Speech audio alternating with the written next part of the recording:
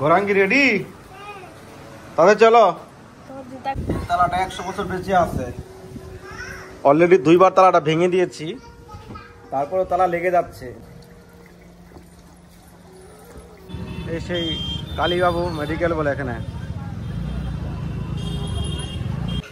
अरे टीका है ना बच्चे का, अभी आ जाएंगे लौट के। अरे लाते समय ले लेना, 500 का नोट, अभी टाइम लगेगा बहुत। এটা মনে মনে ভাবছি, আর পিছন থেকে গেট খুলে বাদর এসে দামোদরের থালা থেকে পকোড়া নিয়ে ছুট। তাদের দুজনের দিকে তামাকে সবসময় নজর একদম কড়া রাখতে হবে, না হলেই কিছু না কিছু ঘটনা করে বসবে। এই কিছুক্ষণ আগে সে ঠ্যাংটা দুটো ধরে ভাই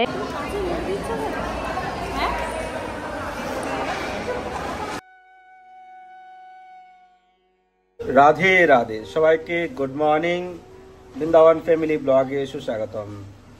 তো আশা করি সবাই ভালো আছেন। আমাদের পরিস্থিতি তো এরকমই দেখতে পেলেন কালকে। তো এখন যাচ্ছি আবারও সে মেডিকেলের দৌড়। এখন যেতে হচ্ছে হাসপাতালে। কেন যাচ্ছি আপনারা ভিডিও লাস্টে জানতে পারবেন। তো চলুন ফটাফট, আমাদের অলরেডি এমনি দেরি হয়ে গেছে, আমাদের এখন তাড়াতাড়ি যেতে হবে। গোরাঙ্গি রেডি? তাহলে চলো। জুতাগুলো দেখা। জুতা কোথায় তোমার? জুতা আচ্ছা, তোমার জুতা কোথায়? দেখাও নতুন জুতা। अच्छा स्लीपर है, स्लीपर। अच्छा स्लीपर बोलता है इसको। तो भाई কোথায়? हाय तो डॉक्टर लिया जाता। আচ্ছা ডাক্তার এখানে নিয়ে যাচ্ছে ভাইকে? ঠিক আছে চলো। তালাটা 100 বছর বেঁচে আছে। অলরেডি 2বার তালাটা ভেঙে দিয়েছি, তারপরে তালা লেগে যাচ্ছে। দেখুন, এই জন্য ভালো জিনিস কিনলে ফিক্স হয়ে থাকে ভালো।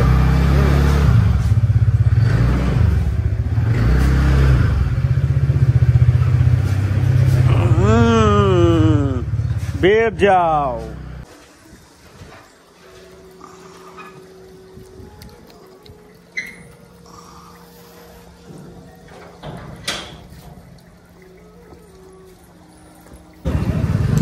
রাধে রাধে। তো ফাইনালি আমরা রাস্তায় এখন যাচ্ছি মেডিকেলে, প্রায় এসে গেলাম। এই সেই কালীবাবু মেডিকেল বলে এখানে।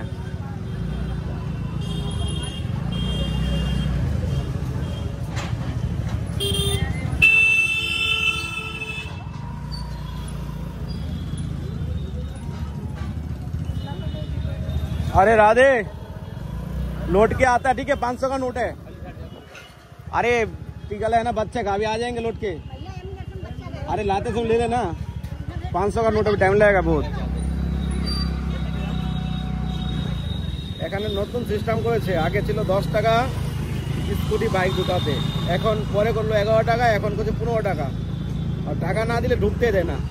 500 টাকার নোট এখন খুচরা করতে কত টাইম লাগবে? তো ঢুকতে দিল, আসার সময় দিয়ে দিব আর কি। তো এমনি লেট হয়ে গেছে, এখন একটা যেই ব্যাপারটা আছে এটা। আরে আগে চলো, এই হলো পরিস্থিতি। চলো না, কি হয়েছে পরে আপনার সঙ্গে শেয়ার করবো। ক্যামেরা চলে আসবো ঠিক নেই।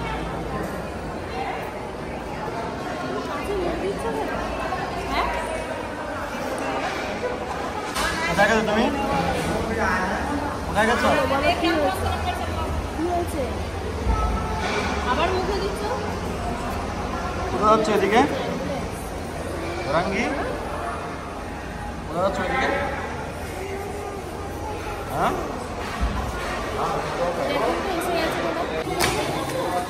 হ্যাঁ। আর ব্যাপার হলো কি, সাইবার ডাউন, ঠিক আছে? সাইবার ডাউন বলতে এটা আপডেট হয় না। তো এখন কার্ড দিবে না, এখন কার্ড একটা পরে নিয়ে যেতে বলছে, ভ্যাকসিন লেগে যাবে এখন। কার্ডের জন্য পরে আবার আসতে হবে আমার। ঠিক আছে, লাগিয়ে নাও, ঝামেলা শেষ নেই, আবার আসতে হবে। ব্যাপারটা হলো টিকা তো নিয়েছি, এখন সব কিছু ডিজিটাল হয়ে গেছে না, এখন ওই অনলাইন থেকে সব কিছু মানে আপডেট হয়। তো এখন সাইবার ডাউন বলছে, কার্ড এখন পাবে না, কার্ড নিতে আসতে হবে, একটা বা দুইটার মধ্যে আসতে হবে। তো এখন ঘরে যাব, আবার ভোগ লাগিয়ে আবার আসতে হবে, ঝামেলার শেষ নেই। কিছু করার নেই, এখন আসতে হবে, না হলে বললো আবার হবে না এখানে টিকা তোমার।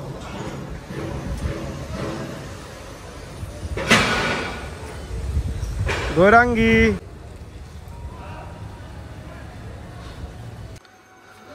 তো ফাইনালি চলে আসলাম ঘরে। কি গৌরাঙ্গী, স্নান করো তাড়াতাড়ি, তারপর গায়ে যাবে। 100 বছরের আয়ও আছে তালাটার, 3বার ভাঙার পরও এখন তালা চলছে।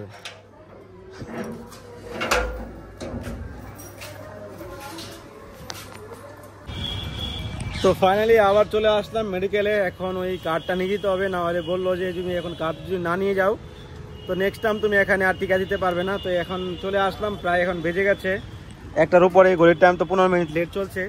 তো এখন কার্ড নিয়ে যায় বাড়িতে। এখন ভোগ লাগাচ্ছে, ঘরে কি করছে না করছে, কি হচ্ছে জানি না কিছু। তো এখন চলে আসলাম, আর রোদ আছে, খুব ভালো রোদ উঠেছে। নিয়ে নিলাম কার্ড, এখন ঘরে যাই, দেখি কি পরিস্থিতি, ঘরে গিয়ে কি হচ্ছে না হচ্ছে। কত গাড়ি, কত কত লোক মেডিকেল।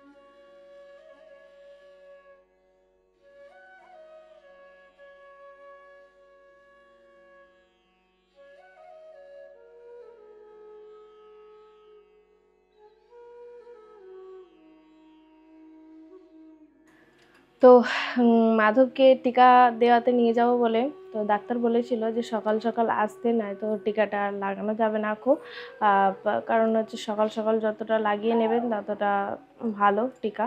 তো তাই জন্য তাড়াতাড়ি করেই গেলাম, 9:30টার সময় রান্না বান্না করে রেখে মাধবকে গৌরাঙ্গীকে স্নান করিয়ে নিয়ে তারপরে একসঙ্গে দুজনকে নিয়ে গেছিলাম। গৌরাঙ্গীরও একটা পোলিও খাওয়া ছিল, দেখছেন দুজনে কি করছে পিছনে। এইরকমই গৌরাঙ্গী তার ভাইকে উৎপাত করতে থাকে, কি করব, মানা করলেও, হাজার মানা করলেও সে শোনে না। বলবে আমি ভাইয়ের সাথে খেলছি, কিন্তু ওর খেলার ধরনটা একটু আলাদা, ঘাড়ের ওপর চেপে পড়ে, কখনো হাত টিপে ধরে, এই করতে থাকে। গৌরাঙ্গী কি করছো? না জামা খুলছো না, খুলবে না, খুলবে না জামা। দেখেছেন ওর জামাটা আমাকে খুলে দিচ্ছে, এই অবস্থা করছে। আপনাদের সঙ্গে একটু শান্তিভাবে কথা বলবো, সেটাও আরও উপায় নেই গো। তাদের দুজনের দিকে আমাকে সবসময় নজর একদম কড়া রাখতে হবে, না হলেই কিছু না কিছু ঘটনা করে বসবে। এই কিছুক্ষণ আগে সে ঠ্যাংটা দুটো ধরে ভাইয়ের আর নিচে নামাতে যাচ্ছে, তো তাকে মানা করলাম, তবু শুনবে, সে শোনার মেয়ে না। আবার পরবর্তীকালে আবার করবে, এই যে জামা প্যান্ট খুলে দিচ্ছে তার। তো এই হচ্ছে ব্যাপার। আমি ভোগ লাগাচ্ছিলাম, তো একটা আজকে ঘটনা হয়েছে আপনাদের কাছে শেয়ার করি। তো ভোগ লাগাবো বলে তাড়াতাড়ি করে রান্না করে পনিরের সবজি আর অন্নটা বানিয়ে আর চলে গেছি, যে যা হোক এসে ভাজা বানাবো, কিছু বানাবো। তারপরে এসে এলাম তো প্রায় 11:30 পৌনে 12টা হয়ে গেছে, বেজে গেছে। তারপরে এসে ভাবলাম যে তাহলে বেগুন আছে, পকোড়া বানাই। তো পকোড়া বানালাম, বানিয়ে ভোগ টোগ রেডি করে আর দামোদরের সামনে আসন টাসন পেতে সব কিছু ভোগ সাজিয়েও ফেলেছি। আর দিয়ে কি করেছি, সাজিয়ে রেখে আমি দামোদরের বাসিটা খুলিনি, বাসিটা না খুলেতেই আমি শঙ্খ দিয়ে মুখ ধোয়াতে যাচ্ছিলাম। তো তাড়াতাড়ি করছি, অনেক বেলা হয়ে যাচ্ছে। দিয়ে এবার শঙ্খটা মানে হচ্ছে এইসব করতে করতে আমার 12:30 বেজে গেছে। তো একটু তাড়াতাড়ি করছি, 1টা বেজে যাচ্ছে। এবার আমি তা বাসিটা না খুলেই আমি শঙ্খ দিয়ে মুখটা ধোয়াতে গেছি, দিয়ে আমি শঙ্খটা রেখেছি, শুধু শুধু রেখেছি যে বাসিটা খুলি। এবার আমি ভগবান আমি কি নয় ভুল করছি সেবাতে, এটা মনে মনে ভাবছি। আর পিছন থেকে গেট খুলে বাদর এসে দামোদরের থালা থেকে পকোড়া নিয়ে ছুট, এই এই এই করতে করতে দৌড়। তো কি বলবো যে ভগবান, আমি আমার মনের ভাবনাটা আপনাদের কাছে বলছি যে দামোদর হয়তো ভাবছে যে হ্যাঁ এত তাড়াতাড়ি করে আমার আমার সেবা করবে, এত তাড়াতাড়ি করে, দাঁড়া তোর কাজ আরও বাড়িয়ে দিব আমি। তো সেই জন্য কি আবার ওই পকোড়া নিয়ে চলে গেল। আবার আমি দুবারা আবার পকোড়া বানালাম, বানিয়ে আবার দামোদরকে ভোগ লাগালাম। তো এই হচ্ছে ব্যাপার। তো অনেকটা বেলা হয়ে গেল এসব করতে করতে, আর এই হচ্ছে আজকের কাণ্ড। তো ভগবান কিছু না কিছু ভক্তর সঙ্গে লীলা করতেই থাকে। আর এই বৃন্দাবন ধাম হচ্ছে গোলক ধাম, ভক্তদের সঙ্গে অনেক কিছু ঘটনা ঘটতে থাকে। তো সত্যি এই ভাবগুলো অনেকটাই ভালো লাগে। আগে তো সত্যি মানে এমন এমন মনে মনে ভাবনা আসতো। বা একটা ঘটনা আপনাদেরকে বলি। যখন আমার প্রথম বিয়ে হয়েছে, তখন আমরা দুজনে প্রভু আর আমি যমুনার পাড়েতে আর কি ঘোরাফেরা করছি।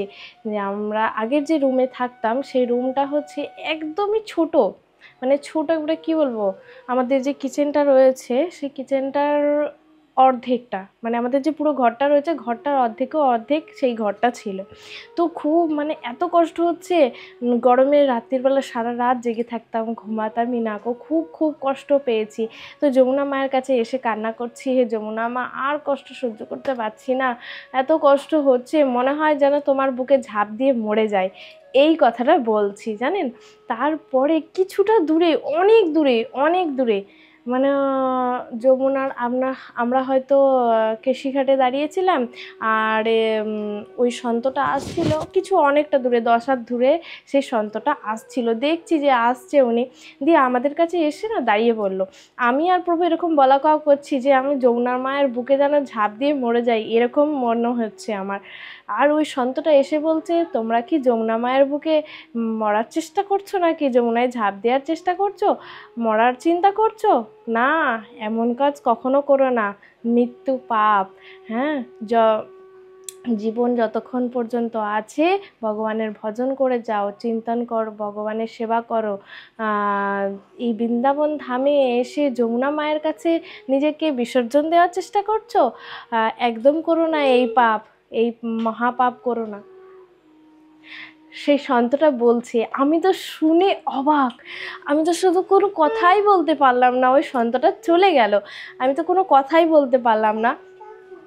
হরি বল, মহাপ্রসাদ কি যায়। তো আজকে মহাপ্রসাদ তো আপনাদেরকে বলেই দিলাম যে কী রেখেছে, অন্ন, এখানে পকোড়া, শসা আর পনিরের সবজি। আজকে তাড়াতাড়ি করে কিছুই রান্না করতে পারিনি, এটুকুনি রান্না করে রেখে চলে গেছিলাম মাধবকে ইঞ্জেকশন দেওয়াতে। তো তারপরে অনেক দেরিতে বাড়ি ফিরলাম, 11:30-12টার সময়।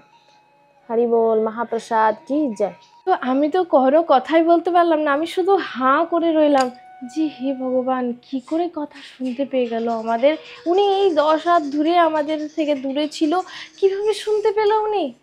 হ্যাঁ, স্বয়ং ভগবান এসে গেল নাকি?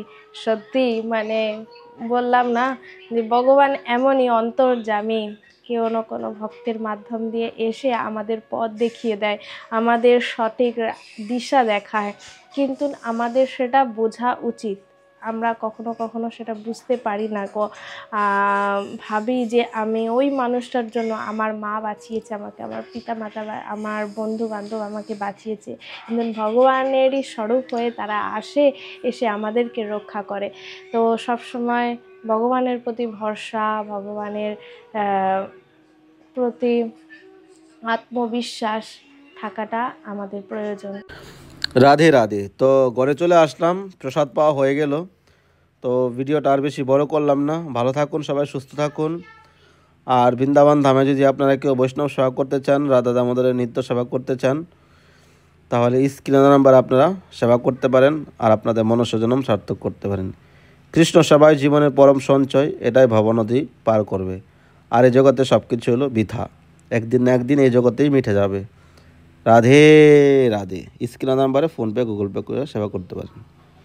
রাধে রাধে। নামগোত্র পাঠিয়ে দেবেন হোয়াটসঅ্যাপে।